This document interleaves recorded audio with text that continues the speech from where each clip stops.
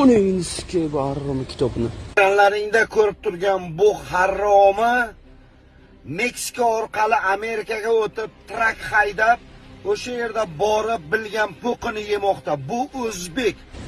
Uning iskini pidarasini bolasi kitob bilan musulmonlarni musur kitobi manna qo'y pidaras, manna qo'y.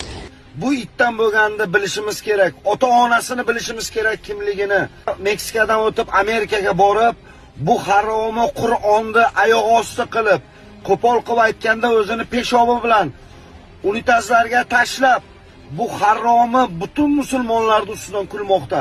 Videoni qo'ldan kelgancha padilitsa qilib tarqatinglarki, buni ota-onasi ko'rsin.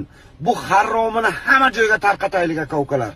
O'zlaringiz ehtiyot qilinglar, faqat ko'rib qo'ysalaring, urmanglar, so'kmanglar. Buni Amerikada yurgan boyvachcha akalarimizdan iltimos, musulmon akalarimizdan iltimos. Buni ustidan jinoiy ish ochirib, O'zbekistonga deport qilinglar. Kitobni